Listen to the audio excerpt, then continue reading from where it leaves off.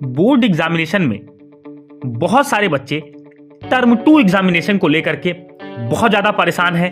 और मैं अगर बात करूं सीबीएसई बोर्ड के स्टूडेंट की, तो सबसे ज़्यादा उनके मन में सवाल आ रहे हैं कि सर टर्म 2 एग्जामिनेशन की तैयारी किस तरह से हम करें। देखिए, सबसे पहले मैं आपको बता दूं कि आपने अपने टर्म 1 का एग्जामिनेशन अब दे दिया है, उसमें आप कोई भी चेंज नहीं कर सकते। बहुत ही जल्द आप सभी के रिजल्ट भी अनाउंस हो जाएंगे। हालांकि कंडीशंस थोड़ी सी खराब भी है, इस वजह से कुछ न कुछ लेट आपके लिए हो सकता है, लेकिन अब आप अपने उस एग्जाम में कोई भी मॉडिफिकेशन नहीं कर सकते। अगर मैं यूपी बोर्ड एग्जाम की बात करूं तो यूपी बोर्ड वाले भी अब अपनी परीक्षा बहुत ही कम समय में देने वाले हैं।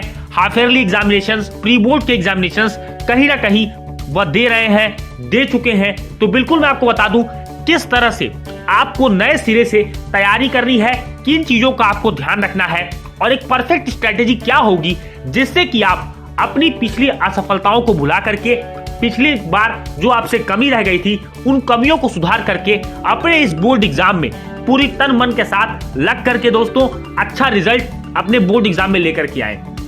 देखिए, सबसे पहले जान लीजिए, अगर आपको किसी भी चीज में एक्सेलेंसी पानी है, अच्छा करना है, तो सबसे बड़ी बात यह है कि अपनी पिछली गलतियों से आपको सीखना होगा। तो पहली मेरी टिप यह है कि always learn from your previous mistakes. Previous mistakes में आप सोच रहे होंगे कि सर आप कौन कौन सी बातें कह रहे हैं, तो मैं आपको बता दूं सबसे बड़ी गलती जो हम लोग करते हैं वो हम लोग ये करते हैं कि हम लोग अपनी सेल्फ स्टडी के लिए टाइम नहीं निकालते।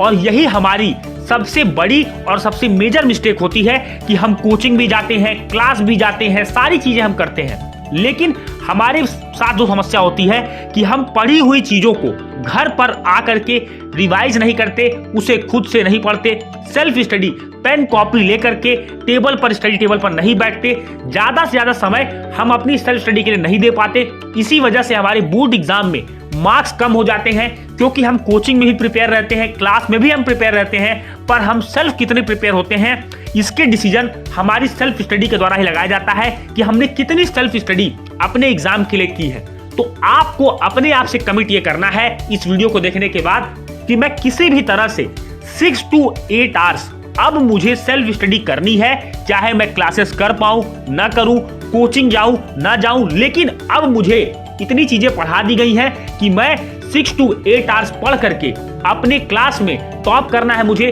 बोर्ड एग्जाम में मुझे बहुत अच्छा करना है, क्योंकि मुझे पता है कि self study is the only key to your success in board exams. ये लाइन आपको अपने अंदर लिख लेनी है, आपको अपने टेबल के सामने इस लाइन को लिख लेना है और आपको सेल्फ स्टडी पे फोकस करना है। दूसरी बात, मल्टीपल स्टडी मटेरियल्स। हम लोग क्या करते हैं, बोर्ड एग्जाम की एक्साइटमेंट कहिए या कुछ भी कहिए, हम लोग बहुत सारे स्टडी मटेरियल्स पिक कर लेते हैं, बहुत सारे स्टडी मटेरियल्स हम लोग ले लेते हैं। तो हमारी सबसे बड़ी गलती होती है कि हम जिस भी स्टडी मटेरियल को लेते हैं उस स्टडी मटेरियल को हम पढ़ नहीं पाते, ना ही हम उसे सॉल्व कर पाते हैं। हम लोग बहुत ज्यादा स्टडी मटेरियल्स को इकट्ठा कर लेते हैं और कोशिश यह करते हैं कि हम सारे स्टडी मटेरियल्स को पढ़ लेंगे, बजाय इसके हम ये ध्यान नहीं देते कि हमारे पास क्या अवेलेबल है, क्या हमारी बेसिक बुक है, क्या हमारी कोर बुक्स है, इनको हमको प्रिपेयर करना चाहिए। उससे ज्यादा हट करके हम बहुत सारे स्टडी मटेरियल्स को लेते हैं जिसे हम किसी को भी कंप्लीट नहीं कर पाते। दोस्तों, मैं आपको एक सिंपल सा एग्जांपल देता हूं।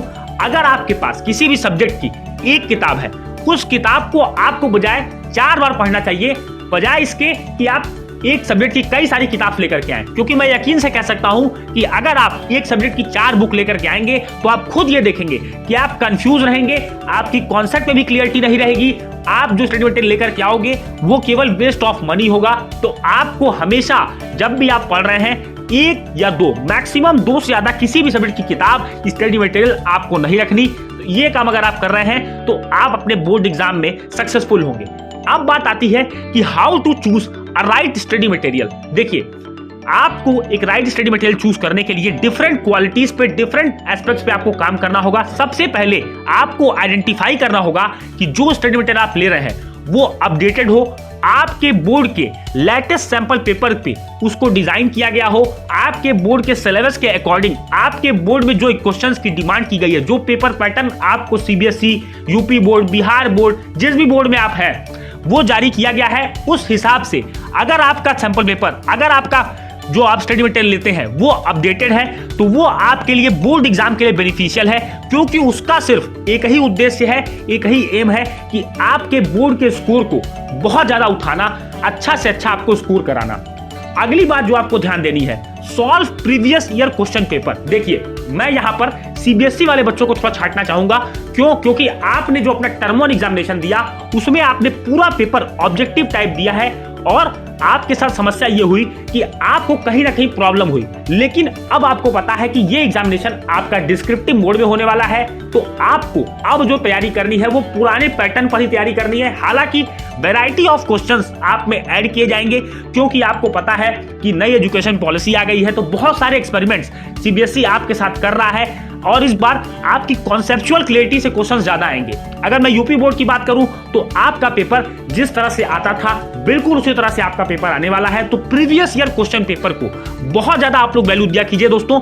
किसी भी एग्जाम को क्रैक करने के लिए सबसे इंपॉर्टेंट जो मटेरियल होता है, सबसे इंपॉर्टेंट चीज जो होती है वो होती है उस एग्जाम की प्रीवियस ईयर क्वेश्चन पेपर, क्योंकि वो हमारे बोर्ड का जो एग्जामिनर पेपर सेट करता है उसके माइंडसेट को हमें समझा देता है कि वह हमसे क्या पूछना चाह रहा है, क्या हमसे किस तरह के क्वेश्चंस हमसे पूछे जाएंगे। तो ये चीज आपको ध्यान देनी है।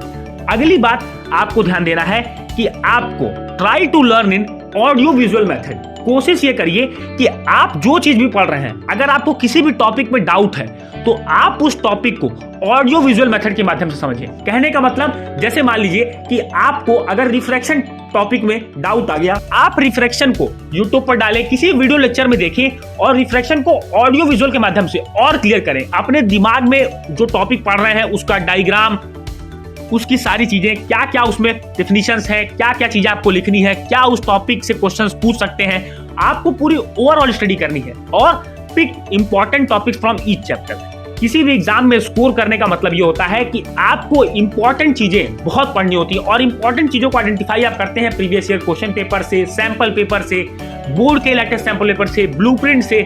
ये सारी चीजें आपको इकट्ठे करनी है और इनको एनालिसिस करने के बाद हर चैप्टर से 10-10 टॉपिक आपको निकालने हैं। छोटे बड़े वो आपके ऊपर है, आप कैसे टॉपिक्स निकालते हैं। उन टॉपिक्स पे आपको ज्यादा एम्फेसिस करना है, कोशिश करना है कि इन टॉपिक्स को मैं प्रिपेयर करूं, जिससे कि एग्जाम में अगर कोई क्वेश्चन आता भी है जिसका मुझे आंसर नहीं भी आ रहा है तो मैं इन टॉपिक्स को पढ़ा रहूंगा, तो मैं रिलेटेड आंसर लिखूंगा। दोस्तों, टॉपर वही होता है जो एग्जाम पैटर्न को समझ करके बहुत ज्यादा मेहनत नहीं करता है, वो स्मार्ट स्टडी करता है और उसके स्कोर एक एवरेज बच्चे से ज्यादा आते हैं। जबकि एक एवरेज बच्चा बहुत मेहनत करता है, वो थोड़े ट्रेडिशनल वे में चलता है, लेकिन टॉपर नए तरीकों के साथ, इनोवेटिव तरीकों के साथ और कॉन्सेप्चुअल क्लियरिटी के साथ चलता है। इस वजह से उसका स्कोर बहुत अधिक आता है, बहुत अच्छा आता है।